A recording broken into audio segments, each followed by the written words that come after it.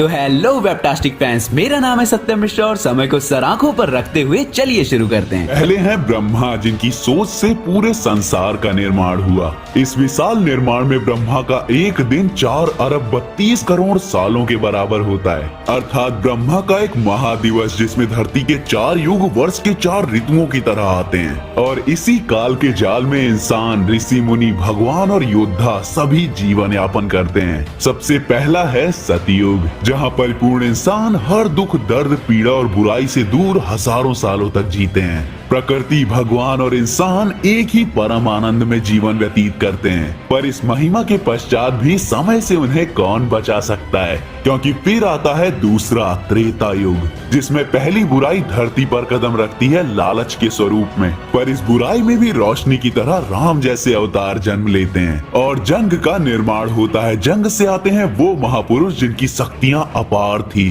जो उनको बनाने वाले के समान होने को आए थे, और वो सफल भी हो जाते। लेकिन फिर आया तीसरा युग, द्वापर, और ये महापुरुष और महायोद्धा एक नए अंधकार का शिकार हो गए, बीमारी, अपूर्णता और मौत। पर इस युग का अंत जो एक मैदान में होगा, उसके बाद आएगा भयानक चौथा युग, कलयुग। संपत्ति यहाँ कानून है, वाणिज्य शक्ति को चलाता है, व्यापार यहाँ प्रधान है और मुद्रा इनके नए भगवान। जीवित रहना नया नियम है, अकेलापन नई आस्था है, पागलपन एक व्यक्तित्व है, हर चीज और हर जीव बिकाऊ है। इस अंधकार में पैदा होना मतलब अंत में जीवित रहना है। और जब बुराई सब कुछ खत्म कर देगी तो रुद्र 7 सूरज के साथ संसार का विनाश करेगा, और इस तरह चारों युगों का अंत हो जाएगा। और क्योंकि हम अभी तीसरे युग की तरफ बढ़ रहे हैं, तो अब हमारी बारी है अपनी जगह ग्रहण करने की। मार्केंद्य ये कहानी पांडवों को सुना रहा था, पर फिर भीम पूछता है कि अगर सबका विनाश होना ही है, धरती को बुराई के मुंह में जाना ही है,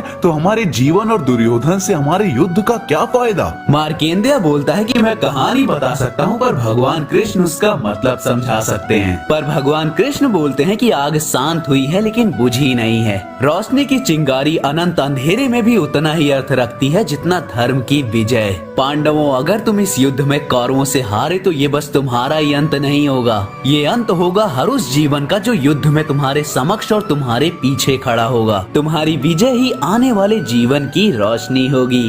अरबों जीव जो अभी पैदा भी नहीं हुए, वो तुम्हारी हार से अंत के करीब आ जाएंगे। आने वाले समय में हर व्यक्ति, हर जीव किसी न किसी युद्ध में खुद को सामने खड़ा पाएगा, और उस समय वो तुम्हारी तरफ देखेंगे उन्हें जीत तक ले जाने के लिए। तुम्हारी विजय मानव जाति का भविष्य सुनिश्चित करेगी। अब सालों बाद युद्ध के मैदान में युधिष्ठिर बोलते हैं कि अर्जुन भाई, क्या तुम तैयार हो? अर्जुन जवाब देते हैं कि क्या कोई भी एक युद्ध के लिए तैयार हो सकता है, उनको मारने के लिए जिनके साथ उसने बचपन व्यतीत किया हो? ऐसा क्या सोचा है दुर्योधन ने जो उसे ये राह सही लग रही है? और युधिष्ठिर बोलते हैं कि शायद वही जो हम खुद को मनाने के लिए सोच रखे हैं। दुर्योधन दूसरी ओर बोलता है कि क्या आप विमानों की गूंज सुन सकते हो?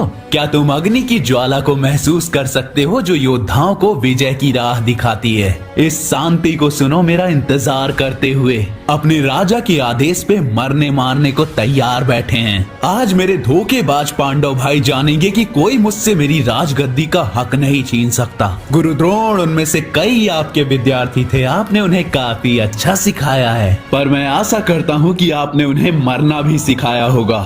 दुर्योधन की ललकार सुनकर युधिष्ठिर बोलते हैं कि हत्यारे, निशाचर, दैत्य, राक्षस, अंधेरे की आत्माएं जिनकी इस धरती पर कोई जगह नहीं है, ये सब दुर्योधन इस युद्ध में लाया है, पर हमारे पास एक है जो उनके पास नहीं। उधर द्रोणाचार्य बोलते हैं कि दुर्योधन, वहाँ एक है जिसे मैंने शिक्षा नहीं दी, एक जो मेरे लिए भी रहस्य है। कृष्णा, एक जीवित भगवान। और दुर्योधन एक हंसी के साथ बोलता है कि एक भगवान जिसने ना लड़ने की कसम खाई है। हफ्तों पहले पांडव दुर्योधन के पास अपना हक मांगने आए थे, पर दुर्योधन उसके अंधकार में अंधा हो गया था। वो उसे याद दिलाते हैं उनका कर्ज जो उन्होंने चुकाया था। वो 12 साल अपने राज्य से दूर और 13वां साल जो उन्होंने परछाई में रहते हुए व्यतीत किया था, दुर्योधन के नौकरों से बचते हुए, और वो आग से भी जिंदा बचकर निकल आए जो दुर्योधन ने लगवाई थी। तो ये उनका हक था कि वो अपना राज्य वापस ले लें। पर दुर्योधन गुस्से में बोलता है कि किसी ने तुम्हारी परवाह नहीं की जब तुम यहाँ नहीं थे, तो तुम अब राजा नहीं हो। तो अर्जुन उसे शांत करते हुए बोलते हैं कि ये कौन क्रोधित इंसान है दुर्योधन? क्या हम वो साथी नहीं है जो साथ में धनुष लेकर खड़े होते थे?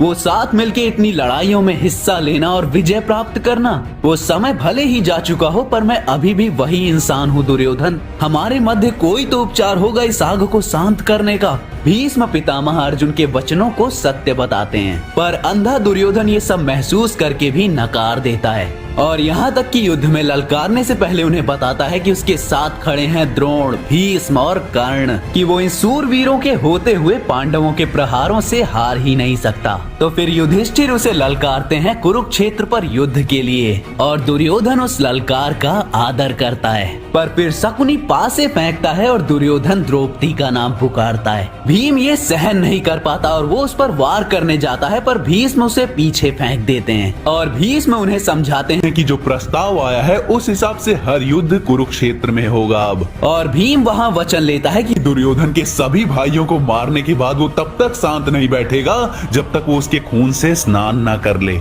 और वो वहाँ से चले जाते हैं और उनके पीछे दुर्योधन उस नौकर को मार देता है जिसने भीष्म की सेवा की थी अपनी पूरी जिंदगी, क्योंकि उसने भीम की मदद की थी उठने में। अब एक कहानी द्रौपदी की।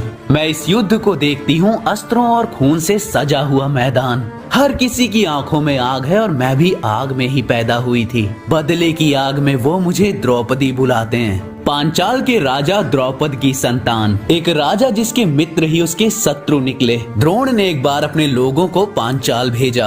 राजकुमार मुस्कुराते हुए आए पर वो मिलने नहीं आए थे पांचाल में, वो राजा का राज्य लेने आए थे। उन्होंने मेरे पिता को इतना अपमानित किया कि उन्होंने आधा राज्य उन्हें दे दिया, पर उन्होंने कभी उन्हें माफ नहीं किया। उन्होंने प्राचीन भट्टियों में यज्ञ के जरिए मुझे और मेरे भाई को बनाया, सबसे महान अस्त्रों को, ताकि वो अपना बदला ले सके। पर समय निकला और पिताश्री ने मेरा स्वयंवर तय कर दिया। पर वहाँ विजय प्राप्त करना कोई आसान नहीं था। कई राजा आए और अपना मान सम्मान गंवा के चले गए, पर वहाँ बस एक था जो मुझे जीत सकता था, अर्जुन, जिसने पहले ही युद्ध में मेरे पिता को हराया था। मुझे उससे नफरत करना सिखाया गया था पर मुझे वो चाहिए था। पर तभी हमारे बीच सबसे बड़ा पत्थर आया। राजकुमार दुर्योधन का मुंह बोला भाई कर्ण। वो सर्वोपरि था और बिना एक भी पलक झपकाए वो मुझे जीत गया था। पर मुझे पता था कि मुझे क्या चाहिए था। नफरत, सम्मान और बहुत सी भावनाओं ने मुझे कई राह दिखाई, पर अंत में मेरे मुंह से वही निकला जो किसी बड़ी शक्ति का लक्ष्य था मेरे लिए। एक पांचाला किसी आम इंसान से विवाह नहीं रच सकती, और मेरी तरफ नफरत लिया कर्ण वहाँ से चला गया। अंत में विजय अर्जुन की हुई। मुझे लगा कि मैं किसी बड़े काम में एक छोटे से औजार की तरह हूँ, पर मेरी कहानी लिखी जा चुकी थी। पर फिर वो हुआ जो मैंने सोचा भी नहीं था। पांडव माता का वचन कि तुम जो भी लाए हो उसे आपस में बांट लो, इन शब्दों ने मुझे एक नहीं 5 पति दे दिए। वो कहते हैं कि एक परिपूर्ण औरत को 14 गुणों वाला पति चाहिए होता है, पर भगवान की लीला ने मुझे 5 पति दिए जिनमें मिलाकर सभी गुण हैं। अब युद्ध से दूर मैं यहाँ बैठकर बस उनके लिए प्रार्थना कर सकती हूँ। मैं इस दुनिया में परिपूर्ण आई थी, मैं एक योद्धा बन सकती हूँ, उन्हें विजय प्राप्त कर सकती हूँ, पर ये संसार पुरुषों का है। पर एक युग ऐसा आएगा जिसमें सब बदल जाएगा और मैं वचन देती हूँ कि तब द्रौपदी वापस आएगी। युद्ध अभी शुरू भी नहीं हुआ था कि पांडवों की सेना आगे का दृश्य देखकर सोच नहीं पा रही थी। उनके आगे युधिष्ठिर अपने सारे हथियार और कवच उतारकर फेंक रहा था। फिर वो एक योद्धा से सफेद ध्वज लेकर कौरवों की सेना की तरफ बढ़ता है। उसके भाई उसे समझाने की कोशिश करते हैं कि दुर्योधन उसे मार देगा, पर भगवान कृष्ण बोलते हैं कि वो तुम्हारा बड़ा भाई है और एक राजा भी है, तुम अभी बस उस पर भरोसा कर सकते हो। कोई हथियार नहीं, कोई कवच नहीं, कोई शब्द नहीं, और सारे पांडव भगवान कृष्ण के साथ युधिष्ठिर के पीछे चल पड़ते हैं। दुर्योधन हंसते हुए कहता है वो अपनी पराजय स्वीकार कर रहा है। उस कायर ने हमारी ताकत देखी और उसका हृदय वहीं शांत हो गया। वो अब यहाँ आत्मसमर्पण करने आया है। पर तभी कृष्ण अर्जुन को समझाते हैं कि वो विजय का तराजू हमारी तरफ झुका रहा है। वो अपने बुजुर्गों का आशीर्वाद लेने जा रहा है। ये आशीर्वाद ना सिर्फ उसे उनके विरुद्ध लड़ने की क्षमता प्रदान करेगा, पर शत्रु के सामने जाके वो उनके राज भी जान जाएगा। तभी दुर्योधन के कुछ योद्धा युधिष्ठिर का मजाक बनाते हैं और युधिष्ठिर शांत भाव से उनसे बोलता है कि मैं ये याद रखूंगा जब मैं तुम्हें युद्ध के मैदान पर पाऊंगा, तब हम देखेंगे कि तुम्हारा साहस कहाँ वाहन करता है। भीष्म पितामह बोलते हैं ये प्रतिष्ठा अब प्राचीन हो गई है, युद्ध के नियम अब किसी को याद नहीं। पर युधिष्ठिर, तुम मुझे वो सम्मान दिखा रहे हो जो मैंने सालों याद किया है। तुम वास्तव में एक महान योद्धा हो। युधिष्ठिर बोलता है कि पितामह, आज मैं जो कुछ भी हूँ वो आपकी शिक्षा के कारण ही हूँ। फर्क नहीं पड़ता हमारे समक्ष कुछ भी आए भविष्य में, पर मैं ये सम्मान नहीं भूल सकता और इसीलिए मैं आपको नमन करता हूँ। युद्ध को रोकने के लिए अब बहुत देर हो चुकी है, पर मैं आपका आशीर्वाद मांगता हूँ। भीष्म पितामह बोलते हैं कि नियम के अनुसार मैं तुम्हें आशीर्वाद और एक राज देता हूँ। मैं अत्यंत लंबे समय से जीवित हूँ और मैं मृत्यु के लिए तैयार हूँ, लेकिन सिर्फ भगवान कृष्ण के हाथों। बस उनकी ताकत ही मुझे मौत की नींद सुला सकती है, लेकिन वो युद्ध करेंगे ही नहीं। भाग्य ने हमें आमने सामने रखकर बहुत बड़ा पाप किया है। धर्म और सत्य हमेशा तुम्हारे साथ चला है युधिष्ठिर, किंतु मैं अपने कर्तव्यों से बंधा हुआ हूँ। दुर्योधन के अंदर अभी भी अच्छाई है। जाओ युधिष्ठिर, मेरे प्रेम और आशीर्वाद के साथ जाओ और विजयी बनो।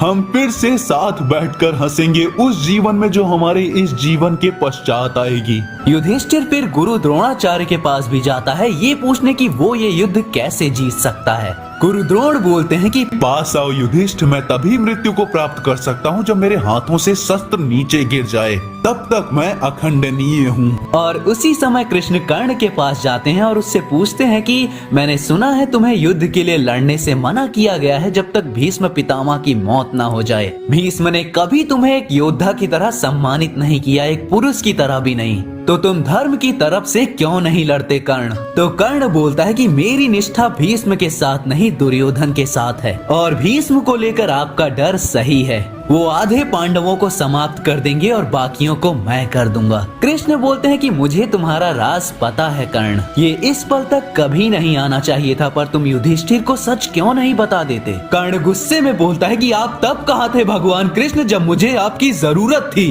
पांडव कहाँ थे? मेरा भाग्य सुनिश्चित हो चुका है अब, और मैं जानता हूँ आप मेरा राज किसी को नहीं बताओगे। तभी युधिष्ठिर वहाँ भी आ जाता है कर्ण से आशीर्वाद लेने। कर्ण बोलता है कि झूठे राजा, तुमने तो कभी मुझे एक योद्धा की तरह भी नहीं देखा, तो आज तुम मेरे पास क्यों आए हो? युधिष्ठिर बोलते हैं कि तो मुझे गलत साबित करो कर्ण, एक सच्चा योद्धा अपने शत्रु को आशीर्वाद देगा ही। तो कर्ण बोलता है कि तो मैं तुम्हें आशीर्वाद देता हूँ, पर तुम्हारा भाई अर्जुन मेरे हाथों मारा जाएगा। मैं ब्रह्मास्त्र का धारी हूँ और मैं वचन देता हूँ कि मैं बस अर्जुन पर उससे प्रहार करूंगा। युधिष्ठिर वहाँ से चले जाते हैं, पर वापस अपनी सेना तक जाने से पहले वो एक परामर्श रखते हैं। अगर तुम धर्म की तरफ से लड़ना चाहते हो तो मैं अभी भी तुम्हें पांडव सेना में जगह देता हूँ। सोचो, तुम जानते हो तुम्हारा राजा गलत है, देखो तुम किन राक्षसों के साथ खड़े हो युद्ध में। तुम जानते हो इस राजा ने द्रौपदी के साथ क्या किया था। और कोई कुछ नहीं बोलता एक बंदे के सिवा, युयुत्सु। वो मानता है कि उसका भाई गलत है और वो पांडवों के साथ वापस उनकी सेना की ओर बढ़ चलता है। और पितामह बोलते हैं कि हमने राजा के साथ लड़ने का वचन लिया है द्रोण, हमें धर्म के विरुद्ध लड़ना ही होगा। सारे 100 कौरव एक ही गर्भ से पैदा हुए हैं, लेकिन फिर भी युयुत्सु ने धर्म को चुना, तो हमारे राजा में भी बदलाव लाया जा सकता है। भाग्य हमारे साथ नहीं है, धर्म हमारे साथ नहीं है, किंतु मैं दूसरों में अच्छाई ढूंढ रहा हूँ, क्योंकि मैं जानता हूँ कि मैं अभी अधर्म की ओर से लड़ने वाला हूँ। अब देखते हैं कहानी दुर्योधन की। सालों पहले धृतराष्ट्र का राज्य अंधेरे में घिरा हुआ था। दैत्य बच्चों को चुरा रहे थे, जानवर इंसानों के भेष में थे, चांद दिनों से आसमान में नहीं दिख रहा था और लोगों का मानना था कि ये धृतराष्ट्र के बच्चे की वजह से था। गांधारी के गर्भ में वो संतान 2 वर्षों से थी, पर धृतराष्ट्र मानने को तैयार नहीं था कि कुछ अनर्थ होने वाला था। पितामह के सवाल करने पर राजा उसे एक राज बताता है। भीष्म, जब से गांधारी के गर्भ में बच्चा हुआ है, एक स्वप्न मुझे हर रात तड़पाता है। एक सर्प 99 सरों वाला और उसके ऊपर इंसान की तरह खड़ा है एक अश्वेत भेड़िया। उसके नयन आग उगल रहे हैं। वो हर हर जानवर को कुचल रहा था, पर एक एक खूबसूरत मोर उसके सामने बिना भय के खड़ा था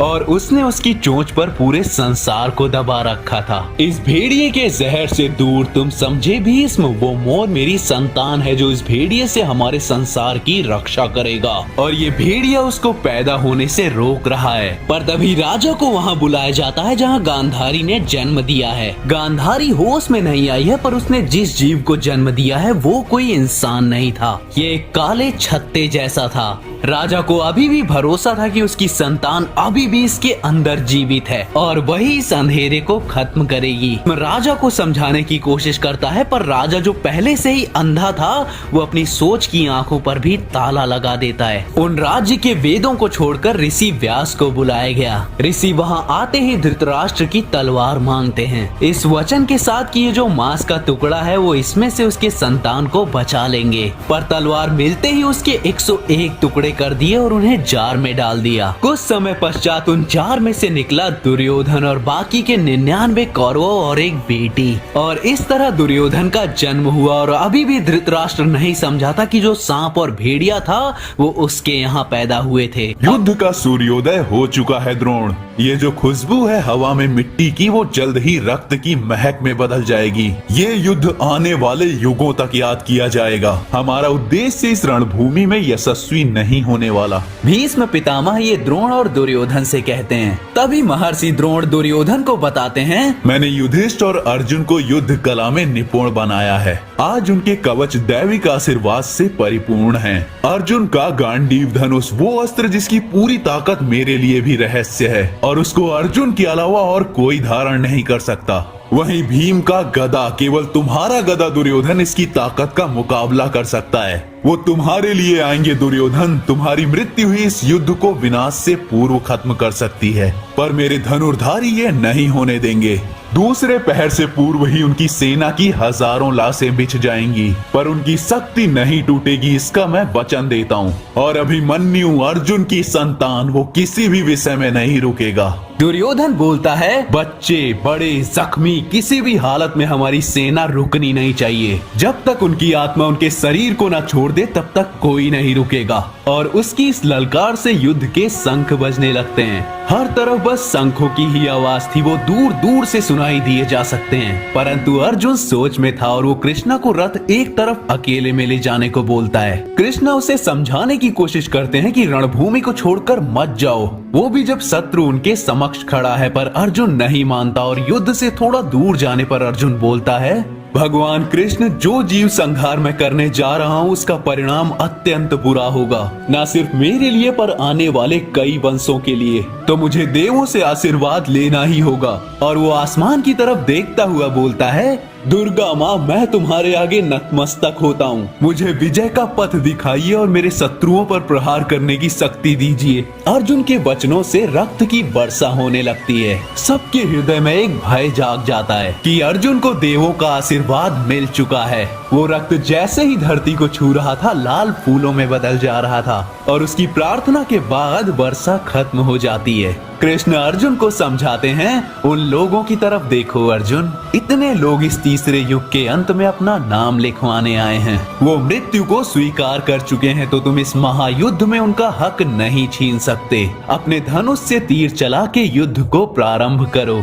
अर्जुन बोलता है कि पर ये सब मेरे साथी हैं, मेरा परिवार है, मेरे गुरु जिन्होंने मुझे ये कला सिखाई, मेरे जीवन को एक सार दिया। कोई योद्धा कैसे ऐसे वैभवशाली महापुरुषों को मार सकता है? ये अत्यंत जटिल है भगवान कृष्ण, इसका दायित्व कौन लेगा? कृष्ण अर्जुन का हाथ थामकर बोलते हैं, अर्जुन, ये तीसरे युग का आखिरी महायुद्ध है। कलयुग जो आने वाला है उसकी शुरुआत है। तुम एक योद्धा हो अर्जुन, एक योद्धा जो युद्ध कला के साथ बड़ा हुआ है। मेरे नयन में देखो अर्जुन, आंखों को अंधा कर देने वाली एक रोशनी पूरी रणभूमि पर बिखर जाती है। अर्जुन को वो दिखाई देता है जिसके बारे में उसने सोचा भी नहीं था। भगवान कृष्ण का विराट विराट रूप अर्जुन को दर्शन देता है और वो बोलते हैं, अर्जुन जो तुम देख रहे हो वो समय के साथ तुम समझ जाओगे, पर अभी तुम एक योद्धा हो और एक योद्धा रणभूमि से कभी नहीं भागता। अर्जुन अपना धनुष उठाता है और श्री कृष्ण उसे वापस अपनी जगह पर ले आते हैं और उसके धनुष से निकले बाण से युद्ध की शुरुआत होती है।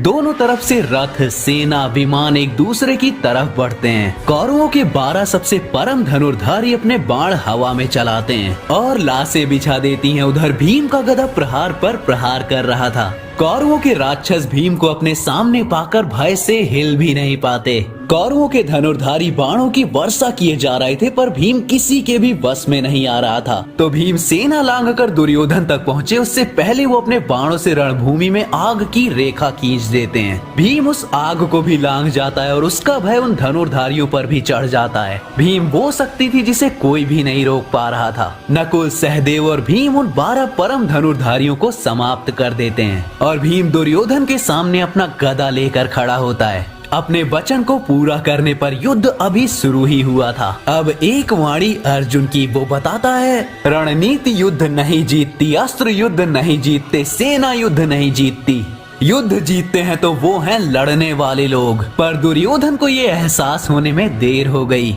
मैंने सोचा था कि मेरा भ्राता कृष्ण युद्ध में भाग नहीं लेगा या फिर अपने आप हमारी तरफ हो लेगा, पर जब मुझे पता चला कि मुझे कृष्ण के पास जाना पड़ेगा संधि के लिए और दुर्योधन पहले ही अपनी राह पर था, तो मैं जल्दी से अपना धनुष लेकर इस यात्रा पर निकला। ये युद्ध अलग था। यहाँ मैं अपने गुरु, अपने साथी योद्धाओं के विरुद्ध लड़ने वाला था, पर मैं कृष्ण को अपने सामने देखने को तैयार नहीं था और मैं जल्द से जल्द द्वारका पहुंचा। वहाँ मैंने देखा नारायणी सेना को, कृष्ण की अपनी सबसे शक्तिशाली सेना। वो कभी कोई युद्ध नहीं हारे, पर कृष्ण ने कभी उन्हें ज्यादा युद्ध लड़ने का मौका ही नहीं दिया। पर दुर्योधन वहीं था, तो मुझे अपने कर्तव्य पर ध्यान देना था। कृष्ण अपने योगा कक्ष में थे, ब्रह्मांड की कई रहस्यों में खोए हुए। दुर्योधन ने अपना स्थान ग्रहण किया कृष्ण के सर की ओर, क्योंकि वो एक राजा था, और मैंने अपना स्थान ग्रहण किया कृष्ण के पैरों में, क्योंकि मैं आज कुछ मांगने आया था। भगवान कृष्ण बोलते हैं, एक जीवन किसी भी युद्ध और मनसा से आजाद उन लोगों द्वारा अपनाया जाता है जो महान जवाबों की खोज में होते हैं, पर मैं वो नहीं हूँ। तो दुर्योधन और अर्जुन। दुर्योधन कृष्ण की बात को आधे में ही काटते हुए बोलता है कि आप जानते हैं कि हम दोनों यहाँ क्यों आए हैं, हमें कौन से जवाब चाहिए, पर मैं यहाँ पहले आया था तो आपको मुझे सुनना ही होगा। कृष्ण बोलते हैं कि अगर तुम्हें पता ही है कि मुझे क्या करना ही होगा तो तुम इतनी दूर क्यों ही आए हो। अब अगर हमें काम से ही मतलब रखना है तो चलो उसी पे विचार विमर्श करते हैं। मैं रक्त और कर्तव्यों के चलते अर्जुन और सिंहासन दोनों से बंधा हुआ हूँ। मैं एक को मेरी नारायणी सेना दे सकता हूँ और एक के लिए खुद को समर्पित कर सकता हूँ। दुर्योधन खुश होकर बोलता है कि मुझे पता है कृष्ण, आप अपने आप में किसी सेना से सर्वोपरि हैं, तो मैं आपको चुनता हूँ। कृष्णा बोलते हैं, मेरे शब्द पूरे नहीं हुए, मैं इस युद्ध में भाग नहीं लूंगा, मैं हथियार नहीं उठाऊंगा, मैं अपने आप को बस एक मित्र, एक भ्राता, एक सारथी की तरह ही समर्पित कर सकता हूँ। दुर्योधन जल्दी से अपने शब्द बदलकर नारायणी सेना की मांग करता है, पर अर्जुन अपने हृदय से बस श्री कृष्ण का साथ मांगता है और दुर्योधन अर्जुन की आने वाली हार का मजाक बनाता है और कृष्ण से नारायणी सेना लेकर चला जाता है। अब अर्जुन की वाणी, नारायणी सेना कभी किसी युद्ध को हारी नहीं है, उनकी शक्ति कहीं ज्यादा है, पर दुर्योधन ने वो नहीं देखा जो मैं जानता हूँ। कृष्ण को हमें शक्ति देने के लिए युद्ध में लड़ने की जरूरत भी नहीं। हमारी सेना की संख्या चाहे कम हो, पर भगवान कृष्ण के वहाँ मौजूद होने से ही उनके अंदर श्रद्धा और शक्ति है। वो जीत के लिए आगे बढ़ रहे हैं और अगर हम इस युद्ध में विजयी होते हैं तो वो हम होंगे धर्म की वजह से, और जो शक्ति धर्म हमें प्रदान करता है वो इन हजारों सेना से कहीं ज्यादा है। और अर्जुन इसी के साथ बाणों की बारिश करने को तैयार होता है। उधर भीष्म पितामह सोचते हैं, आयु बुद्धि को बढ़ा देती है, इस गणित से तो मैं सबसे बुद्धिशाली हुआ, परंतु कभी कभी मुझे लगता है कि मैं मूर्ख हूँ। ये सेना मुझे देखकर प्रेरणा लेती है, पर अगर युद्ध धर्म की तरफ से लड़ा जाए तो प्रेरित होना आसान होता है। ये रक्त स्नान मेरे दोस्त का नतीजा है। ये अंत है एक कहानी का, मेरी कहानी का। अगर कोई व्यक्ति मेरे जितना जिया है तो वो जानेगा इस संसार में हुए सारे दुष्कर्मों को। मेरे पिता शांतनु ने जब गंगा एक देवी को सामने पाया तो उसके अंदर प्रेम के अलावा कोई भावना नहीं थी, और देवी गंगा ने भी उनकी ओर उसी नजर से देखा और उनसे वचन लिया कि वो कभी भी देवी के किसी भी फैसले पर संदेह नहीं करेंगे, वरना वो देवी को हमेशा के लिए खो देंगे। और पिता शांतनु ने हाँ बोला, और जब देवी गंगा ने अपने 7 श्रापित बच्चों को मार दिया तो पिताश्री ने कुछ नहीं बोला, परंतु वो ये हमेशा सहन नहीं कर सकते थे। उन्हें उत्तराधिकारी भी चाहिए था। तो जब उनके 8वें बच्चे का जन्म हुआ तो उन्होंने देवी को उसे मारने से मना कर दिया, और इस तरह मेरे जीवन की रक्षा में उन्होंने देवी को खो दिया। गंगा मुझे उसके साथ ले गई और वचन दिया कि वो उसके पुत्र को एक दिन वापस उसे लौटा देंगी। गंगा माता ने मुझे बताया कि वो बच्चे उनकी संतान नहीं पर अर्ध भगवान थे, एक श्राप से बंधे हुए, और देवी से ही मैंने सीखा कि कर्तव्य से बड़ी कोई चीज नहीं होती। ये नियम मेरी कई सफलताओं और कई पश्चातापों का कारण है। मेरी माता ने मुझे बहुत प्रेम दिया। मेरे गुरु देवों और असुरों के गुरु थे, पर मैंने मेरे एक ही गुरु को सबसे ज्यादा प्रेम किया और उन्हीं से सबसे ज्यादा भयभीत था।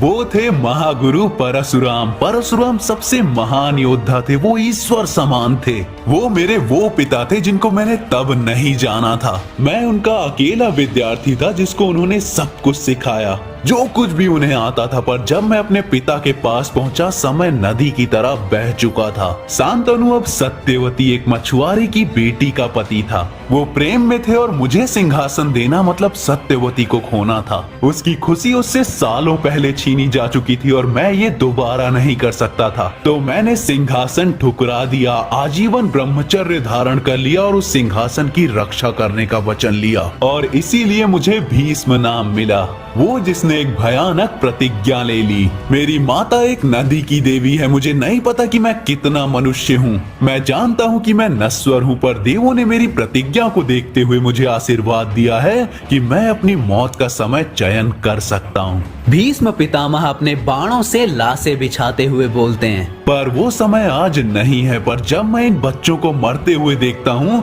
तो मैं सोचता हूँ कि क्या मुझे अपनी मौत को सालों पहले स्वीकार कर लेना चाहिए था। मैंने उनका पूरा जीवन अपने चक्षुओं के सामने देखा है और अब मैं ही उनकी मौत का कारण बन रहा हूँ। कईयों ने मुझे बताया कि मेरी प्रतिज्ञा एक गलती थी, मेरे राज में ये जगह और समृद्ध हो सकती थी। पर हर युग के अपने महापुरुष होते हैं जो धर्म का साथ नहीं छोड़ते, और यहाँ वो पांडव हैं और इनको देखकर मुझे अपनी प्रतिज्ञा पर कोई पश्चाताप नहीं होता। एक युग को बचाने के लिए भीष्म को मरना पड़ेगा। देवों की भावना भी अपरंपार है, पर जब नया सवेरा होगा तब मैं क्या जवाब दूंगा। भीष्म जो जीवन के लिए डटा रहा, क्या आने वाला युग मुझे इन महापुरुषों के साथ याद करेगा? एक भीष्म जिसने अपनी प्रतिज्ञा निभाई, या वो मुझे एक मूर्ख की तरह याद करेंगे जो धर्म के विरुद्ध लड़ा अपनी प्रतिज्ञा के नाम पर? पर आज नहीं। ये जवान योद्धा क्या सोचते हैं कि ये मेरे होते हुए रणभूमि को अपना बना लेंगे? और दुर्योधन को बचाते हुए भीष्म युद्ध के मैदान में कूद जाते हैं। समय अत्यंत निर्दयी होता है। इतिहास रचा ही गया है उन घटनाओं और यादों से जो उस समय तो किसी तिनके की तरह लगती हैं, पर भविष्य में होने वाले हर विनाश और हर समृद्धि में वो घटनाएं अपना भाग निभाती हैं। मेरी और दुर्योधन की मित्रता गहरी थी जब हम द्रोण के शिष्य थे, परंतु ये मैंने कदापि नहीं सोचा था कि गुरु द्रोण के कुछ वचन मेरी प्रशंसा में दुर्योधन के मन में मेरे लिए इतना जहर घोल देंगे। समय गुजरता गया पर दुर्योधन की नफरत बढ़ती गई और आज ये सारे संसार का विनाश कर देगी। भीम युद्ध में आगे बढ़ रहा था, अपनी सेना के योद्धाओं की रक्षा कर रहा था, तो एक ही प्रहार में राक्षसों का विनाश भी कर रहा था, परंतु वो किसी को भी उन राक्षसों के विरुद्ध कुछ कड़वा नहीं बोलने दे रहा था। अब भीम की वाणी। कुछ वर्ष पूर्व मैं भी इन्हीं की तरह था।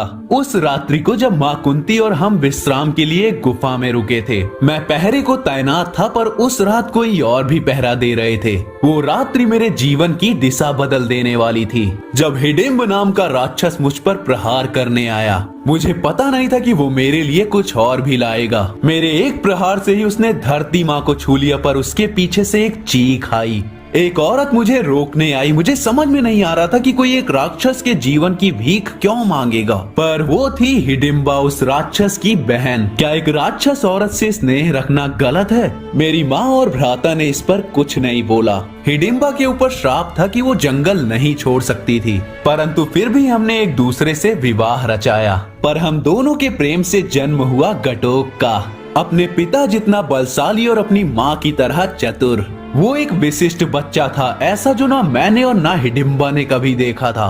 ऐसे स्नेह और गर्व की अनुभूति मैंने कभी नहीं की थी, पर आज वो सब बदलने वाला था। युद्ध के बीच में जब भीष्म पितामह पांडव सेना को अंत की ओर ले जा रहे थे, तो युधिष्ठिर भीष्म से उसके बेटे घटोक को युद्ध में बुलाने को बोलते हैं। पर भीम अपने संतान के स्नेह में इतना डूब चुका था कि वो अपने भ्राता युधिष्ठिर को मना कर देता है। युधिष्ठिर कुछ समय के लिए इंद्रप्रस्थ का राजा बना था। सब मानते भी थे कि उसके जैसा राजा कोई नहीं है। वो अपनी प्रजा की मदद में लगा रहता था और सबकी खुशी के लिए सोचता था। परंतु एक दिन जटा नाम का कोई पुरुष उसे एक खेल के लिए निमंत्रित करता है। एक खेल जो युधिष्ठिर की बुद्धि का सच्चा परीक्षण करेगा, एक खेल जो उसके जीवन को और आसान बना देगा। युधिष्ठिर मना कर देता है, परंतु कुछ हफ्तों तक जब राज्य में हर कोई अपनी बात रखता है, युधिष्ठिर को फैसले पर फैसले लेने पड़ते हैं राज्य के भविष्य के लिए। तब उसके दिमाग में बस वो खेल की ही बातें चल रही थी।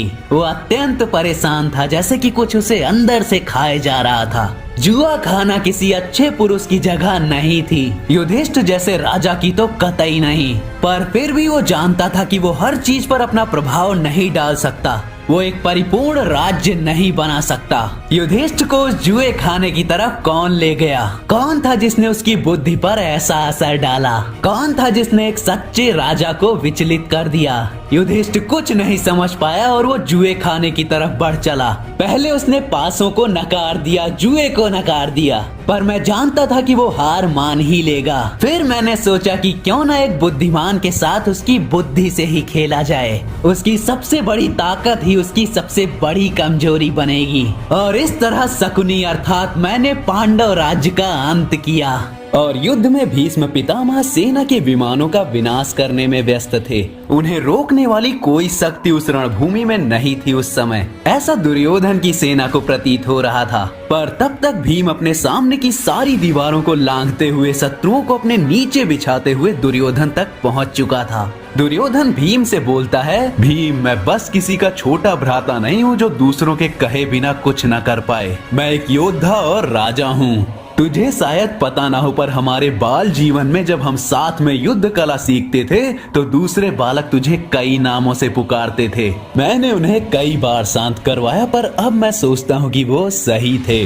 तू किसी जानवर से कम तो नहीं है। मुझे फर्क नहीं पड़ता कि हजारों लोगों की बलि चढ़े, पर आज तू यहीं शांत होगा। और दुर्योधन के इशारे पर सैकड़ों लोग भीम की तरफ बढ़ते हैं, उसे रोकने तथा उसे मारने की कोशिश करते हैं। पर भीम वो शक्ति था जो किसी योद्धाओं से या किन्हीं राक्षसों से नहीं रोकने वाला था। और जब तक और योद्धा आते, तब तक वो सबको मार चुका होता। सभी डरे हुए थे, पर तभी वहाँ विमान से आते हैं भीष्म पितामह। वो अपने एक ही प्रहार से धरती पर दुर्योधन और भीम के बीच जगह बना देते हैं। दुर्योधन वापस खुशी से हंसने लगता है। पांडव सेना कम से कम होती जा रही थी और अभिमन्यु भीम की ओर बढ़ रहा था। भीष्म पितामह बोलते हैं, दुर्योधन, ये युद्ध अभी तक जीता नहीं है हमने। पांडव आखिरी सांस तक लड़ेंगे। तो दुर्योधन हंसते हुए बोलता है, पितामह, आप पांडवों को ज्यादा ही विशिष्ट मानते हैं, परंतु आपको अपनी सेना पर भी भरोसा होना चाहिए। राजा शल्य, तुमने मेरी तरफ से लड़ने का वचन दिया है। अब अगर तुम अपने वचन का आदर करना चाहते हो तो जाओ जाओ, भीम और अभिमन्यु को मार कर आओ।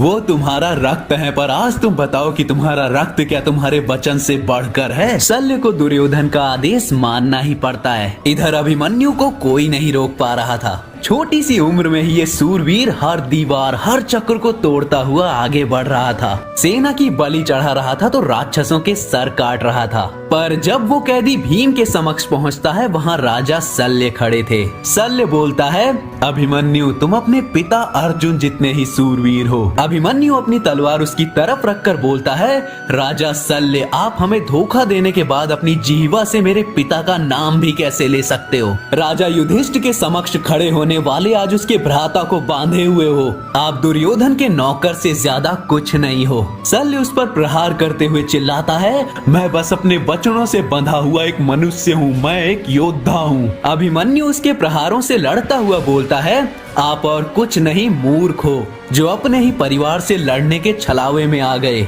और मेरे काका भीम ने हमेशा सिखाया है, हम पांडव मूर्खों को नहीं झेलते। और अभिमन्यु शल्य को दूर फेंक देता है। भीम उतने में खुद भी बंधन से आजाद हो जाता है, एक चीख के साथ अभिमन्यु की मदद करने। दुर्योधन से ये देखा नहीं जाता और वो भीष्म पितामह को सूर्य अस्त्र प्रयोग करने को बोलता है, चाहे वो उनकी खुद की सेना को ही क्यों न जला दे। और भीष्म अपने वचन से बंधे हुए सूर्य अस्त्र चला देते हैं। पूरी रणभूमि में हर किसी की सेना जलने लग जाती है। सूर्यास्त से पहले हुआ ये प्रहार सब कुछ बदल के रख देता है। पांडव अपना कवच बिखेरते हैं, जिससे अभिमन्यु और भीम दोनों तो बच जाते हैं, परंतु बाकी कई योद्धा नहीं बच पाते। और दुर्योधन, जिसने अपनी कई सारी सेना अभी खो दी, वो खुशी से इस विनाश की ओर देखता है। युद्ध के तीसरे दिन के शुरुआत में रणनीति बनाते हुए भीम और युधिष्ठिर के बीच तनाव थे। भीम गुस्से में बोलता है, अर्जुन ये अभी नहीं कर सकता। भ्राता श्री अर्जुन अभी अपने आप को नहीं मना सकता भीष्म पितामह को मारने के लिए। मैं जानता हूँ कि भीष्म को मरना ही होगा अगर हमें ये युद्ध जीतना है तो, और केवल अर्जुन ही ये काम कर सकता है। परंतु जब तक अर्जुन इसके लिए तैयार नहीं हो जाता, तब तक मैं युद्ध को आगे ले जाऊंगा। मैं कौरवों की सेना से लड़ूंगा और उनका पूरा ध्यान अपने ऊपर लाऊंगा। तुम कहते हो ये मौत का सफर है, पर मैं यही करूंगा और फिर हम देखेंगे कौन मरता है। पर तभी युधिष्ठिर फिर से घटोक का नाम लेता है और भीम वापस मना कर देता है। युधिष्ठिर बोलते हैं कि हम इस युद्ध का पलड़ा हमारी तरफ झुका सकते हैं अगर हम घटोक को एक मौका दें तो।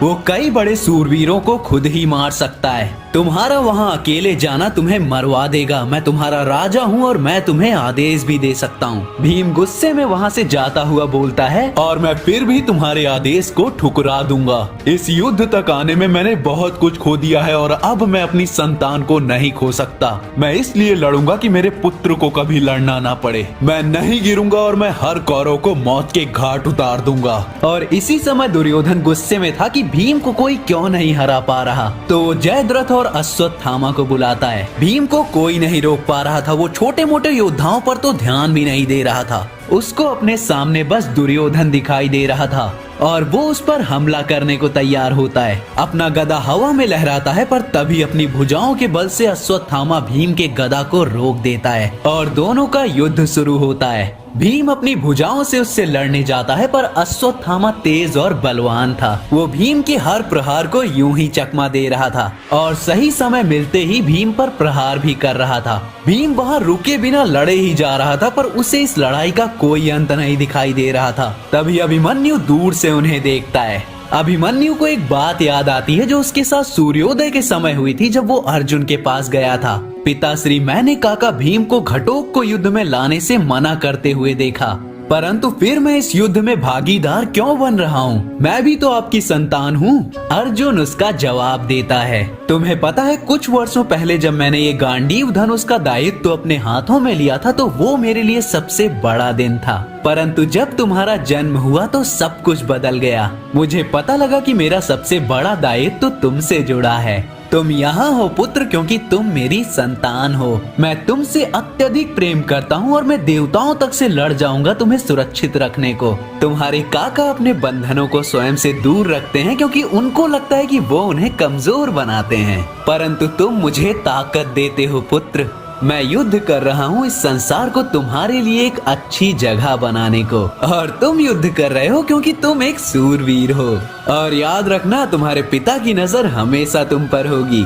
युद्ध भूमि में अभिमन्यु सोचता है, मुझे नहीं पता कृष्ण ने मेरे पिता को क्या दिखाया जिससे वो इस युद्ध में भाग लेने को राजी हो गए, पर मुझे मेरा जवाब मिल गया। मेरा जन्म इसी कारण से हुआ था और अपने पिता की संतान होने के नाते उनके समक्ष लड़ना मेरा सौभाग्य है। इधर भीम और अश्वत्थामा अभी भी युद्ध कर रहे थे। भीम का गदा दुर्योधन को लगता है, परंतु इसका कोई फैसला हो उससे पूर्व ही सूर्यास्त हो जाता है और गुरु द्रोण अपने पुत्र अश्वत्थामा को रणभूमि से वापस बुला लेते हैं। अब अगले दिन रणभूमि में एक ही सूरवीर का नारा था और वो था महाबली भीम का। वो दुर्योधन की सेना को चींटियों की तरह अपने गधे के नीचे कुचल रहा था। चाहे दुर्योधन उसकी ओर कोई भी राक्षस भेजे, भीम को कोई फर्क नहीं पड़ रहा था। दुर्योधन गुस्सा था, पर द्रोणाचार्य के सुझाव से उसको एक उपाय सूझता है। वो भगदत्त और असुरों को बुलाता है। भीम अभी भी दुर्योधन के राक्षसों का संहार कर रहा था, पर तभी पांडव सेना उसके पीछे भागती है। वो समझ नहीं पाती ऐसा क्यों है। तभी उनके पीछे से आते हैं दैत्य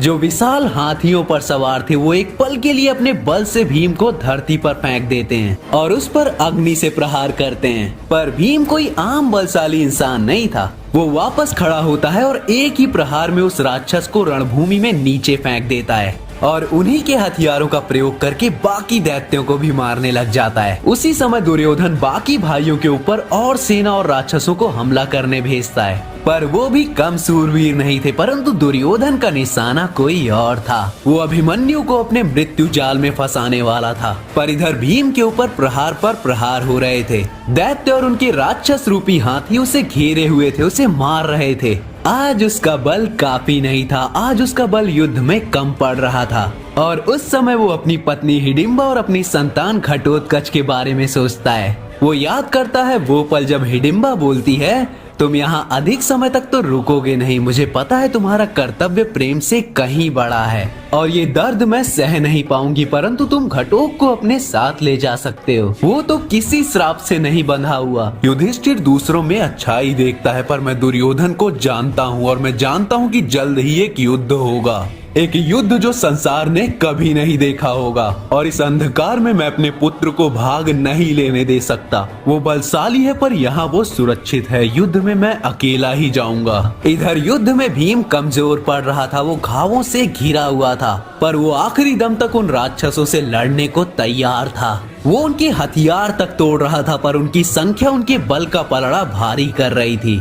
दुर्योधन खुशी मना रहा था कि अब तो भीम की मृत्यु निश्चित है, पर हर प्रहार के पश्चात भी भीम वापस खड़ा हो रहा था और जब वो धरती को छू चुका था तो उसके मुंह से एक ही नाम निकलता है, घटोत्कच। और धुएं से कुछ तो चिंगारता है, मैं अप्रतिरोध्य तूफान हूँ, मैं एक भीषण स्वप्न हूँ, मैं चलता फिरता भय हूँ, मैं वो आतंक हूँ जो रात्रि का अंधेरा अपने साथ लाता है। घटोत्कच सभी दैत्यों को मारे जा रहा था। वो डर में थे पर रुक नहीं सकते थे। भगदत्त इस महापुरुष की मौत चाहता है, परंतु मैं वो कदापि नहीं होने दे सकता। वो साहसी है मुझ पर प्रहार करने के लिए, परंतु वो मूर्ख भी है क्योंकि मैं उसका अंत हूँ। दुर्योधन समझ नहीं पा रहा था कि उस धुएं के बादल में चल क्या रहा है, पर तभी उसके रथ पर फेंका जाता है एक हाथी। अर्जुन भी दूर से ये सब देख रहा था, पर समझ नहीं पा रहा था कि चल क्या रहा है। वो भीम की मदद के लिए जाने की कोशिश करता है, पर कृष्णा बोलते हैं भीम को मदद मिल चुकी है, बस उसको अभी इसका ज्ञात नहीं है। उधर भीम उस धुएं में खड़ा होता है। मुझे अब तक हजारों मौत मर जाना चाहिए था, मैं अभी जीवित कैसे हूँ उन प्रहारों के पश्चात भी। मेरे युद्ध के बीच में किसने दखल दी, परंतु अभी वो सब मायने नहीं रखता। बागदत्त आओ, हमारी लड़ाई अभी खत्म नहीं हुई है। भीम और बागदत्त के बीच युद्ध होता है। उसके हाथी और दैत्य भी आते हैं, परंतु भीम उन्हें धरती पर गिरा देता है। वो उसको काबू नहीं कर पा रहे थे और वो भीम के सामने अपनी हार मान लेते हैं और घटोत्कच अपने इंसानी रूप को धारण किए भीम के सामने आने से खुद को रोक लेता है, क्योंकि इस युद्ध में अभी उसको उसका कर्तव्य नहीं पता था। इधर भीम क्रोध में चूर बागदत्त को अपनी गदा के नीचे कुचल कुचल के मार देता है। कुछ समय पश्चात जब भीम अपने कार्यों की कहानी सुनाकर भोजन का आनंद ले रहा था, युधिष्ठिर छुपकर अकेले बैठे घटोत्कच की तरफ गए। वो घटोत्कच से बोलते हैं कि तुम्हारे पिता को पता होना चाहिए कि आज उनका जीवन किसने बचाया। तुम्हें तो उनके समक्ष बैठकर विजय का आनंद लेना चाहिए। मेरे साथ आओ, तुम्हारे काका और भ्राता तुम्हारा इंतजार कर रहे हैं। तुम एक योद्धा हो घटोत्कच। घटोत्कच बोलता है कि मैं अपने वचन से नहीं मुकर सकता। मैं एक आम योद्धा की तरह ही लड़ूंगा। मैं तब तक अपनी शक्तियों का पूर्ण उपयोग नहीं करूंगा जब तक मेरे पिता नहीं पुकारते मुझे। आज उन्होंने मेरा नाम एक पिता की तरह अपने पुत्र की याद में पुकारा था। मदद और लड़ने के लिए नहीं। तो आप वचन दीजिए काकाश्री कि आप मेरा राज किसी को नहीं बताएंगे। युधिष्ठिर उसका राज रखने का वचन देता है और इधर कृष्ण दूर से ही समझ गए थे कि युधिष्ठिर के मन में क्या चल रहा है और इधर दुर्योधन अपना आपा खो रहा था। वो भीम अभी तक जिंदा कैसे है? मेरे 8 भाइयों की मृत्यु हो चुकी है और उन पांडवों का बाल भी बाका नहीं हुआ। हम उनसे संख्या में कहीं अधिक हैं, पर तब भी वो हमारा उपहास बना रहे हैं। पर ये युद्ध अभी खत्म नहीं हुआ है गुरुद्रोण, हम पीछे नहीं हटेंगे। राक्षसी अस्त्रों और शस्त्रों को सामने लाने का समय आ चुका है। हर कोई युद्ध की कामना करता है, आम इंसान से लेकर महापुरुषों तक, जानवरों से लेकर सबसे पौराणिक तक। इंसान युद्ध के बुलावे का गुलाम है, पर मैं इसका गुरु हूँ। सभी रणभूमि में पीछे हट रहे थे क्योंकि भीष्म रणभूमि में कूद चुके थे और वो कत्लेआम मचा रहे थे। अभिमन्यु समझ नहीं पाता कि वो डर क्यों रहा है। वो अपने सामने देखता है भीष्म को। वो अपने तीर कमान लिए भीष्म के आगे खड़ा होता है। भीष्म मना कर देते हैं बच्चों से लड़ने को, परंतु अभिमन्यु अपनी जगह से नहीं हिलता। तो एक ही बाण में भीष्म उसका धनुष तोड़ देते हैं, दूसरे बाण में उसका कवच और तीसरे में उसकी तलवार तोड़ देते हैं। भीम जल्दी से उनके बीच आता है और अभिमन्यु को जबरदस्ती वहां से दूर भेजता है। वो अभिमन्यु को लेकर वहां से निकल जाता है जहां भीष्म पितामह लाशों के ढेर के ऊपर खड़े थे। उनको हराना उनके बस में ही नहीं था। वापस आने पर अर्जुन अभिमन्यु पर गुस्सा होता है इस पागलपन के लिए। अभिमन्यु अभी भी घायल अवस्था में बोलता है, पागलपन? पितामह को रणभूमि पर राज्य करने देना वो पागलपन है? किसी को तो उन्हें रोकना होगा और मैं कोई कायर नहीं हूँ। अर्जुन बोलता है, पुत्र मैं तुम्हारे लिए डरता हूँ। तुम एक सूरवीर हो, तुम एक महान योद्धा हो, पर इतनी जल्दी रणभूमि में महानता ढूंढने मत जाओ। महानता तुम्हारे समक्ष सही समय पर खुद आएगी। भीष्म ने ही हमें सब कुछ सिखाया है, उसके अस्त्र हम सबसे सर्वोपरि हैं। अभिमन्यु पूछता है, अगर विजय प्राप्त की ही नहीं जा सकती तो लड़ना क्यों? युधिष्ठिर बोलता है, विजय पहले से ही निश्चित नहीं है। युद्ध अत्यंत जटिल है, पता नहीं कल को क्या हो जाए। भीष्म पितामह का मरना भी तय है, परंतु आज हमारे पास कुछ भी नहीं है उनको हराने के लिए। तो बस हमें तब तक पितामह से दूर रहना है। कृष्ण बोलते हैं, हमारे युग से पौराणिक युग में कुछ अस्त्र थे जिनका तोड़ भीष्म के पास भी नहीं है और वो किन्हीं खंडरों में अभी भी पड़े हुए हैं, परंतु ये 2 धारी तलवार की तरह है जो इन्हें धारण करने वाले के लिए भी खतरनाक है। इसीलिए मैंने पहले इनके बारे में नहीं बताया। तुम्हारे पास धर्म है तो तुम उस पर विश्वास रख कर युद्ध करो और तुम इन अस्त्रों के बिना भी युद्ध जीत पाओगे। तभी युधिष्ठिर भीम से उन अस्त्रों की मांग करता है और भीम उन्हें लेने जाने के लिए तैयार हो जाता है। पर सवेरे जब भीम रथ की तरफ जाता है तो उसे पता चलता है कि कृष्ण ने उस स्थान का पता एक सारथी के जरिए अभिमन्यु के रथ में लगवा दिया है और अभिमन्यु अकेला अपना रथ लिए वहां के लिए निकल गया है। भीम अर्जुन और उसके गुस्से के बारे में सोचता है और वो सारथी से बोलकर अभिमन्यु के पीछे जाने के लिए बोलता है। वो सोचते हैं कि मुझे महानता चाहिए, वो सोचते हैं कि मैं प्रसिद्ध होना चाहता हूँ ताकि कथाकार मेरी कहानियाँ सुनाए, परंतु मैं केवल अपने पिता को मुझ पर गर्व करवाना चाहता हूँ।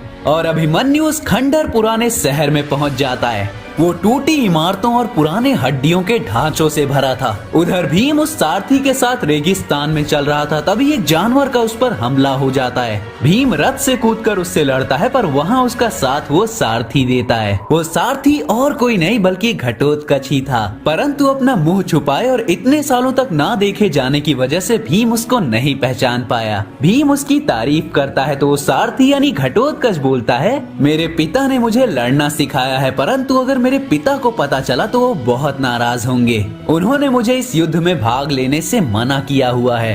भीम बोलता है, पर तुम एक योद्धा के पुत्र हो, वो मूर्ख है जो तुम्हें उसके कर्तव्य से रोक रहा है। तुम मेरे समक्ष कभी भी लड़ सकते हो। और भीम ने जाने अनजाने में घटोप को खुशी दे दी और अभिमन्यु उस शहर के राक्षसों से लड़ रहा था जो उस जगह को सुरक्षित रखने के लिए बनाए गए थे। और वो आखिरकार अस्त्र शस्त्र कक्ष तक पहुंच जाता है। वहाँ हर तरह के हर किसी के लिए कोई न कोई हथियार मौजूद था।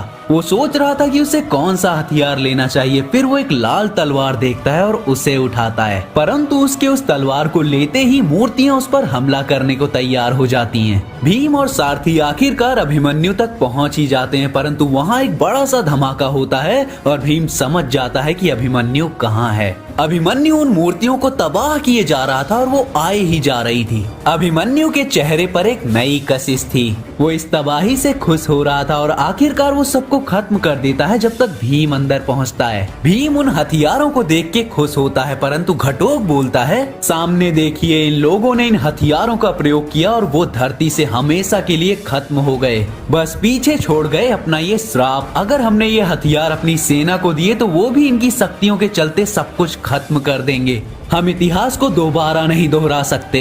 भीम बोलता है, तुम्हारा कहना सही है, हमें इनकी जरूरत है, वो लेंगे और बाकी को तबाह कर देंगे। और अभिमन्यु, तुम वो क्रूर दिखने वाली तलवार लोगे? अभिमन्यु पूछता है, एक तलवार क्रूर कैसे हो सकती है काकाश्री? ये बस एक शस्त्र है जिसे युद्ध में मैं शत्रुओं के विरुद्ध इस्तेमाल करूंगा, मुझे और कुछ नहीं चाहिए। भीम समझ नहीं पाता, पर वो अभिमन्यु के अचानक व्यवहार में बदलाव पर ध्यान भी नहीं देता। वो उस जगह को तबाह करने के इरादे के साथ कुछ हथियार उठाता है, परंतु अभिमन्यु उस तलवार को हवा में उठा के बोलता है, अब कल होगा युद्ध। दुर्योधन गुस्सा था क्योंकि उसकी सेना ने मौत को चख लिया था। घायल योद्धा उसके चारों तरफ थे और उनके सेनापतियों के पास बस यही जवाब था कि आम योद्धाओं की परवाह किसको है। उन सेनापतियों को इनकी मौत से कोई फर्क नहीं पड़ रहा था। और कर्ण के पूछने पर जब वो बोलते हैं कि इन योद्धाओं का कर्तव्य है मरना, तो कर्ण उस सेनापति को मुक्का मार के नीचे गिरा देता है। फिर वो एक घायल योद्धा को पानी देकर बोलता है, तुम्हें लगता है कि तुम्हारा जीवन कोई मायने नहीं रखता, पर तुम भी उतने ही सम्मान के हकदार हो जितने कि वो लोग। एक तुच्छ से तुच्छ प्राणी भी खड़ा होकर राजकुमारों से भी बड़ा कार्य कर सकता है। सालों पहले कर्ण अपने पिता के साथ हस्तिनापुर आया था। उसके चेहरे पर एक चमक थी, खुशी थी। उसके पिता बोलते हैं, पुत्र कर्ण, ये स्थान हम जैसों के लिए नहीं है, हमें यहाँ से जाना चाहिए। कर्ण बोलता है, परंतु ये एक मुकाबला है और मुझे इसमें भाग लेना है। मैं उन्हें दिखा दूंगा कि मैं किसी राजकुमार से कम नहीं। उसके पिता उसे पीछे हटाते हुए बोलते हैं, और तुम्हें क्या लगता है वो क्या करेंगे? वो तुम्हें धन्यवाद बोलेंगे, तुम्हें फूलों के हार से सजाएंगे, तुम्हें अपने जैसों के बीच आमंत्रित करेंगे। नहीं पुत्र, वो कोई मुकाबले का स्थान नहीं, नाग की कुंडली है। हमें घर की ओर प्रस्थान करना चाहिए। कर्ण पर उसके पिता की बात नहीं मानता और मुकाबले में जाने को तैयार हो जाता है। वो अपने पिता का आशीर्वाद लेता है और उसके पिता बोलते हैं, मेरा आशीर्वाद हमेशा तुम्हारे साथ है। किसी पिता को तुम जैसा महान पुत्र नहीं मिला होगा। अंदर अर्जुन अपनी तीरंदाजी दिखा रहा था, आंखें बंद किए, परंतु तभी पीछे से एक आवाज आती है। कर्ण अपना तीर कमान लिए मुकाबले में घुसता है। दुर्योधन और पांडव सब सोच में थे। गुरु द्रोण नकार देते हैं, परंतु भीष्म पितामह कर्ण को मौका देते हैं मुकाबले में हिस्सा लेने को, क्योंकि उनकी नजर में कर्ण कोई आम योद्धा नहीं लग रहा था। अर्जुन कर्ण से मुकाबला करने को जाता है, परंतु कर्ण को हराने में नाकामयाब रहता है। तो जवान अर्जुन अपना धैर्य भूलते हुए अपनी तलवार निकाल लेता है। कर्ण मुकाबले को एक युद्ध में नहीं बदलना चाहता था, परंतु अर्जुन नहीं मानता। दुर्योधन और पांडव उनकी तरफ देख रहे थे। कर्ण तलवार निकाल ही लेता है, परंतु तभी वहाँ कर्ण के पिता आ जाते हैं और कर्ण को रोकने लगते हैं। जब युधिष्ठिर को पता चलता है कि कर्ण किसका पुत्र है, तो वो बोलता है, कर्ण, ये मुकाबला बराबरी वालों का है। तुम किसी महान रक्त से नहीं आते, तुम बस एक सेवक के पुत्र हो। तुम्हें इस जगह पर खड़े होने का भी अधिकार नहीं है। तुम यहाँ से चले जाओ, तुम इस युद्ध के योग्य नहीं हो। तभी दुर्योधन युधिष्ठिर की बात काटते हुए बोलता है, युधिष्ठिर योग्य? तुम्हें तो इस शब्द का मतलब भी नहीं पता। महान होना क्या है? साहस, सम्मान और कौशल से परिपूर्ण होना। ये महानता क्या बस किसी घराने में पैदा होने से मिलती है? फिर वो झुके हुए कर्ण के पास जाकर उससे बोलता है, कर्ण, आज तुमने जो भी किया वो तुम्हारे कौशल और तुम्हारी महानता को साबित कर चुका है। ऐसा साहस और कुशलता एक उपहार के योग्य होती है। मांगो, तुम्हें जो भी मांगना है। कर्ण अर्जुन की ओर तलवार करते हुए बोलता है, मुझे बस इससे युद्ध करना है। दुर्योधन हंसते हुए बोलता है, मेरे पास कई राज्य हैं, परंतु एक राजा सब पर तो राज नहीं कर सकता। तो मैं कर्ण को अंगा देता हूँ और ये उपहार कर्ण को भी एक राजा बना देता है। तो अब अर्जुन और कर्ण युद्ध में भाग ले सकते हैं। परंतु भीष्म पितामह वहीं आकर मुकाबले का अंत कर देते हैं और वो युद्ध वहीं टल जाता है। कर्ण बोलता है, मैं आपके उपहार का कर्ज कैसे चुका पाऊंगा? और दुर्योधन बोलता है, तुम्हारा समय आएगा कर्ण, परंतु अभी बस तुम मेरा हाथ थाम लो एक भाई की तरह, बस मैं इतना ही चाहता हूँ। और इस तरह कर्ण और दुर्योधन भाई बनते हैं। एक जीवन का मूल्य क्या होता है? अगर वो जीवन एक राजा का है तो अत्यधिक। एक आदेश, एक चयन जो राजा के मुख से निकलता है वो हजारों की मौत में खत्म होता है। इतनी मौतें एक राजा को अंदर से तोड़ देती हैं। एक राजा आम आदमी पर दयनीय नहीं हो सकता, पर उसे उनके त्याग का भी आदर करना पड़ता है। ये विजय के मार्ग में हर राजा का एक बोझ होता है जो उसे उठाना पड़ता है। पांडवों को हार मान लेनी चाहिए थी जब कृष्ण शांति के लिए हस्तिनापुर आए थे। कुछ हफ्तों पहले कृष्ण दुर्योधन से युद्ध के प्रस्ताव में कुछ बात करने गए थे, परंतु वो कोई बात सुनने को तैयार नहीं था। तो भगवान कृष्ण कर्ण को लेकर कुंती के पास गए दुर्योधन से आज्ञा लेकर। कर्ण के वहां जाने पर कृष्ण उसे बताते हैं कि मेरा कोई कारण नहीं था यहाँ आने को, वो तुम हो कर्ण जिससे कुंती माता मिलना चाहती थी। कर्ण को समझ नहीं पा रहा था और कुंती के उसको छूने पर पीछे हट रहा था। तो कुंती बोलती हैं, हाँ मैंने ही कृष्ण से तुम्हें बुलाने को कहा था क्योंकि मैं तुमसे अपने 6 पुत्रों की भीख मांगना चाहती थी। कर्ण बोलता है, 6? रानी माता आपके बस 5 पुत्र हैं। कुंती उसे बताती है, परंतु मेरे 6 पुत्र हैं और मैं सबको जीवित देखना चाहती हूँ और तुम ही हो जो उन सबको बचा सकते हो कर्ण। मेरे 5 पुत्रों से पूर्व मेरा एक और पुत्र था, परंतु उस समय मेरा विवाह नहीं हुआ था, तो मैं अपने उस पुत्र को अपने समक्ष नहीं रख सकती थी। कर्ण इन सब पर विश्वास नहीं करता, परंतु कृष्ण बोलते हैं, ये सब सत्य है कर्ण, तुम अधिरथ के नहीं कुंती के पुत्र हो, तभी तो वो सारा कौशल, वो महान शक्ति तुम में भी वास करती है। कर्ण दुखी और गुस्सा होकर बोलता है, मुझे अब क्यों बता रही हो माता श्री? इतने वर्ष जो हमने हस्तिनापुर में बिताए तब क्यों नहीं बोला आपने? कुंती बोलती है, मैं अपने भूतकाल से शर्मिंदा थी, मैं अपनी गलती नहीं सुधार सकती थी, पर भविष्य को तो बचा सकती हूँ। कर्ण पूछता है, अगर आप मेरी माता हो तो मेरे पिता कौन हैं? कुंती माता बोलती हैं, मैं तुम्हें अभी नहीं बता सकती, परंतु सूर्य हमारे मिलन को आशीर्वाद देने आया है, हमें यहीं से नई शुरुआत करनी चाहिए। कर्ण बोलता है, दुर्योधन ने मुझे तब आसरा दिया था जब दूसरों ने नहीं, वो मेरा भाई है चाहे रक्त से नहीं, और पांडवों ने बस मेरा मजाक बनाया है। आप मेरी माता हो सकती हो, परंतु वो मेरे भ्राता नहीं हैं। पर मैं आपको ये वचन देता हूँ, मैंने अर्जुन से लड़ने की प्रतिज्ञा ली है, परंतु मैं आपके दूसरे पुत्रों को कोई नुकसान नहीं पहुँचाऊंगा। समय आने पर अर्जुन और मुझ में से बस एक ही जिंदा बचेगा, तो भाग्य कुछ भी निश्चय करे, आपके पास 5 बेटे हमेशा रहेंगे। और कर्ण वहाँ से चला जाता है। दुर्योधन ने मुझे सब कुछ दिया है और मेरी निष्ठा उसी के साथ है। एक पुरुष को क्या बनाता है? उसका कार्य, उसका पालन पोषण, उसका परिवार। तो मैं क्या हूँ? एक शासक, एक सेवक, एक पांडव, वो सब या उनमें से कुछ भी नहीं? मुझे नहीं पता, पर एक बात निश्चित है कि मैं कर्ण हूँ। अगली रात कर्ण और भीष्म में अनबन थी क्योंकि 6 दिन गुजर गए थे और एक भी पांडव नहीं मरा था। कर्ण भीष्म पितामह पर शक कर रहा था कि वो इतना बड़ा भी सूरवीर नहीं, और दुर्योधन उन दोनों से नाराज था क्योंकि दोनों के होते हुए भी उसे रोज अपने भाइयों की लाशें देखने को मिल रही थी, तो वो उन्हें निकल जाने को बोलता है। उधर पांडवों में अभिमन्यु अर्जुन से दूर हटा है क्योंकि युधिष्ठिर और भीम अर्जुन को समझाने की कोशिश करते हैं, पर अर्जुन अभिमन्यु के युद्ध को इतनी जल्दी आगे बढ़ाने से चिंतित था और अभिमन्यु घटोत्कच को मनाकर रात्रि में ही बाहर निकल जाता है क्योंकि उसका रथ अर्जुन ने उससे दूर कर लिया था। इधर दुर्योधन अपना धैर्य खोता जा रहा था। उसे लगने लगा था कि भीष्म और द्रोण यही चाहते हैं कि वो अपना सिंहासन युधिष्ठिर को दे दे। वो थक चुका था तो वो अश्वत्थामा और दुर्मासेन को फिर से बुलाता है, इस बार काम पूरा करने को, चाहे द्रोण कितना भी मना करें। अब जिनको नहीं पता उनको बता दूं, दुर्मासेन दुशासन का पुत्र था। वो पुत्र जिसको दुशासन ने ठुकरा दिया था क्योंकि उसे फर्क नहीं पड़ता था कि उसकी रातों के नतीजे क्या निकलते हैं।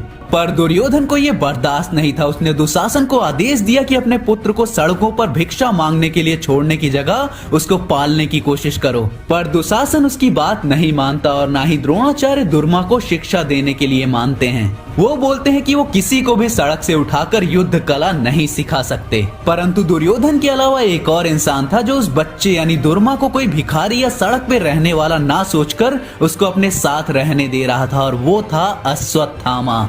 जब दुर्योधन दोनों को साथ में लड़ना सीखते हुए देखता है तो वो समझ जाता है कि ऐसे शांत और कौशल लोग योद्धा बनाए जाने के लायक नहीं, ये उससे कहीं ज्यादा बढ़कर हैं, और वो उन्हें हत्यारा बनाने की सोचता है जो उसके लिए परछाइयों में कार्य करेंगे। वहीं अभी अभिमन्यु को जब कर्ण दिखता है उस रात्रि में, तो वो सोचता है कि कर्ण को मार देता हूँ और मेरे पिता मुझ पर गर्व करेंगे ही करेंगे। और उसी समय अश्वत्थामा और दुर्मा अभिमन्यु के पीछे लग जाते हैं। कर्ण उससे लड़ना नहीं चाहता था, पर अभिमन्यु कहाँ किसी से रुकने वाला था। अब जैसे ही अभिमन्यु कर्ण पर हमला करने जाता है, एक पक्षी उसकी आंखों के सामने आकर उस पर हमला करता है और उसका उड़ने वाला रथ जमीन पर गिरकर तबाह हो जाता है और पीछे छूट जाती है अग्नि। अर्जुन, भीम और युधिष्ठिर परेशान थे कि विमानी रथ को लेकर अभिमन्यु कहाँ गया है। अर्जुन परेशान था और वो उसी घड़ी सब कुछ छोड़कर घने जंगल में अपने पुत्र को ढूंढने जाना चाहता था, परंतु जंगल बहुत बड़ा और बहुत घना था। उसे अभिमन्यु को ढूंढने में हफ्तों या फिर उससे भी ज्यादा लग सकते थे। तो युधिष्ठिर उसे अभिमन्यु पर भरोसा रखने को बोलता है और उसे आदेश देता है कहीं नहीं जाने को। अर्जुन एक योद्धा और एक भाई होने के नाते आदेश मान तो लेता है, पर उसका मुख बता रहा था कि एक पिता होने के नाते वो गुस्से में था। अश्वत्थामा और दुर्मा पाते हैं कि उन दोनों बालकों में से एक घायल है और वो दोनों जंगल की ओर बढ़ चलते हैं। उधर जंगल में घटोक कोशिश करता है कि अभिमन्यु उसे छोड़कर चला जाए, उसकी पांव की चोट उन्हें धीरे कर देगी, परंतु असल में घटोक अपना असली रूप अभिमन्यु के समक्ष नहीं ला सकता था। और अभिमन्यु एक सच्चा योद्धा होने के नाते अपने सारथी और अब तो एक मित्र को पीछे नहीं छोड़ सकता था। वो घटोक को जंगल में मिले आम खिलाता है और उधर अश्वत्थामा बस उनकी मृत्यु के पीछे था। घटोक और अभिमन्यु चलते चलते एक बहते पानी की तरफ आते हैं। उसे पार करने का तरीका वो ढूंढ ही रहे थे कि तभी दुर्मा और अश्वत्थामा उन पर हमला कर देते हैं। दुर्मा घटोक को अपने स्थान पर रखता है, जितने में अश्वत्थामा अभिमन्यु को मारता है। उसे कोई फर्क नहीं पड़ रहा था कि अभिमन्यु एक बच्चा है, अश्वत्थामा बस उसे मारे जा रहा था। तभी एक पेड़ अश्वत्थामा के सामने गिरता है, वो दुर्मा को चोट पहुंचाता है और अभिमन्यु और घटोक को वहां से निकल जाने का एक मौका भी देता है। जब अश्वत्थामा पाते हैं कि वो दोनों निकल गए हैं, तो वो देखते हैं कि पेड़ ऐसे ही नहीं गिरा था, किसी ने इसे जानबूझकर गिराया था। कोई तो है जो इन बच्चों को बचाने की कोशिश कर रहा था। पर आगे जाकर अश्वत्थामा एक जाल फंसाता है उन दोनों के लिए, और जैसे ही वो दोनों आपस में वार्तालाप करते हुए आते हैं, उनके सामने अकेला खड़ा होता है अश्वत्थामा। अभिमन्यु उससे लड़ने के लिए आगे बढ़ता है, तभी घटोक अपने दैत्य रूप में आते हुए बोलता है, तुझे लगता है मैं तुझे नहीं देख सकता, तुझे लगता है मैं तुझे नहीं सुन सकता, या तुझे लगता है मैं तुझे सूंघ नहीं सकता। तू अंधेरे का सेवक है और मैं खुद अंधेरा हूँ। और वो सबके सामने अपने असली रूप में आ जाता है और वहाँ लड़ाई चालू हो जाती है। अभिमन्यु और घटोक उन्हें मारने लगते हैं। घटोक बोलने ही वाला होता है दुर्मा को तलवार उठाने को कि वो दोनों वहाँ से अंधेरे में ही गायब हो जाते हैं। घटोक अभिमन्यु से माफी मांगता है उसका ये रूप दिखाने के लिए,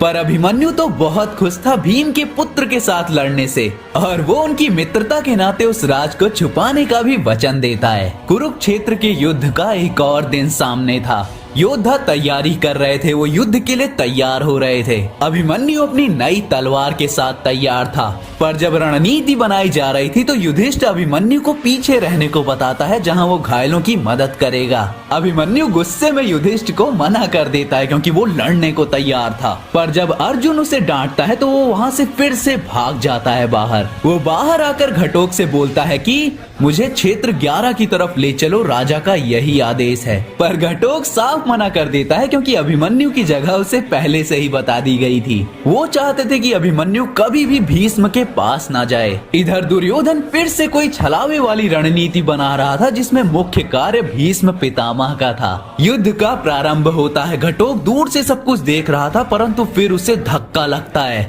हजारों राक्षसों और सेनाओं ने अर्जुन को द्रोण की मदद से कैद कर लिया था। अभिमन्यु समझ जाता है कि ये क्या है। वो उस तलवार को उठाता है जो उसने खंडर से ली थी और घटोक को वहां जाने को बोलता है। और इधर दुर्योधन दुशासन को समझा रहा होता है कि अब जीत हमारी है। वो नक्शे में उसे चक्रव्यूह दिखाता है। अभिमन्यु अपना रथ लेकर उस चक्रव्यूह में घुस जाता है। वो बाहर से उसे तोड़ता हुआ अंदर घुसता है। रात को घायल भीम सबको अभिमन्यु की कहानी सुनाता है। मैंने कभी ऐसा कुछ नहीं देखा था। पितामह को रोकना नामुमकिन था और हम फंसे हुए थे चारों तरफ से।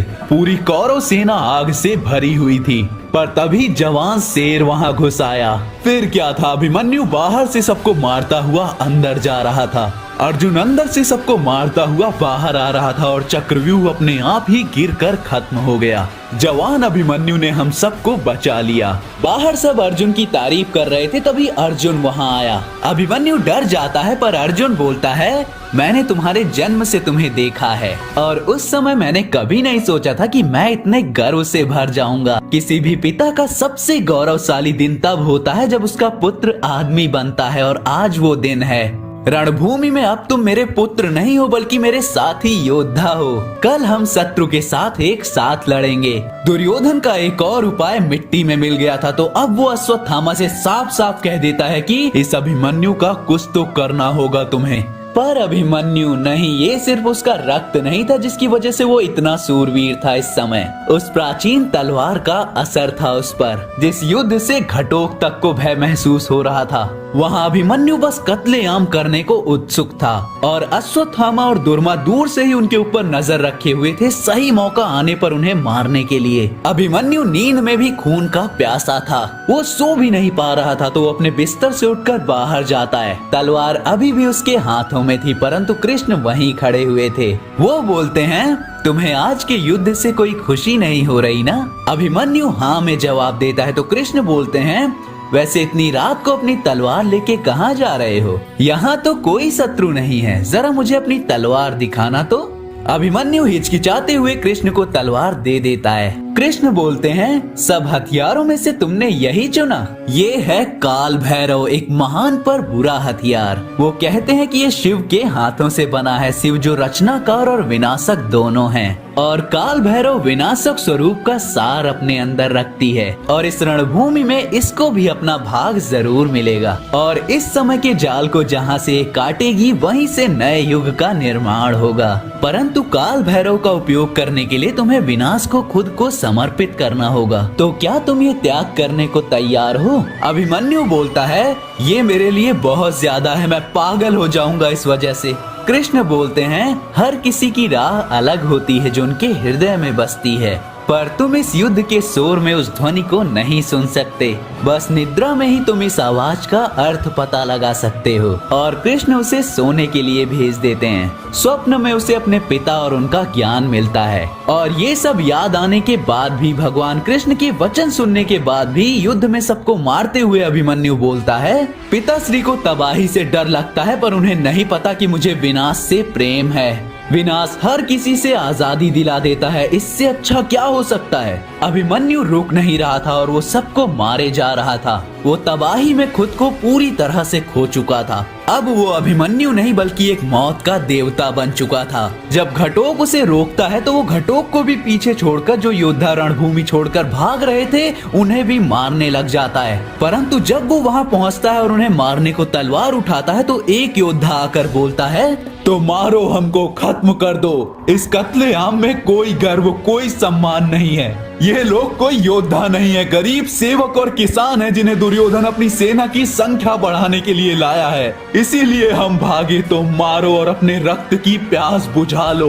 अभिमन्यु उन्हें जाने को कहता है क्योंकि वो योद्धा नहीं थे और रणभूमि में नहीं थे। परंतु तभी दुर्मा और अश्वत्थामा उस पर प्रहार करते हैं। पहले से क्रोधित अभिमन्यु की आंखें सफेद हो जाती हैं और वो अपने पीछे लगे घाव को भूलकर उन्हें जमीन पे गिरा देता है। वो अश्वत्थामा का हथियार तोड़ देता है और रणभूमि के बाहर उन्हें मारने ही वाला होता है, परंतु तभी उसको समझ आता है, मैं इन्हें मारना चाहता हूँ, मैं इनको फाड़कर इनके शरीर का रक्त पीना चाहता हूँ। मुझे सब कुछ लाल दिखाई दे रहा है, मैं ये क्या कर रहा हूँ? मैं बदल चुका हूँ जब से मैंने इस तलवार को पाया है। अभिमन्यु होश में आके उस तलवार को अश्वत्थामा के बगल में जमीन पे घोंपता है और तब तक घटोक भी वहाँ आ जाता है और उसके साथ चला जाता है। और अब उस तलवार का मालिक बनता है अश्वत्थामा। अब मैं जानता हूँ कि ये कहानी पूरी नहीं थी क्योंकि मॉरिसन को कभी चांस ही नहीं दिया गया इस पे एनिमेटेड शो बनाने का, तो उन्होंने ये कभी कंप्लीट ही नहीं की। पर क्योंकि अब तुम उन्होंने जितनी लिखी उतनी जान चुके हो, तो अब इसमें तुम्हें जो कमी लगी और जो अच्छा लगा वो सब कमेंट जरूर करना। मेरा नरेशन पसंद आया हो तो वीडियो को लाइक जरूर करना, शेयर भी कर सकते हो और चैनल पे नए आए हो तो सब्सक्राइब जरूर करना। तो मैं मिलूंगा किसी नए वीडियो के साथ, तब तक के लिए बी फैंटास्टिक।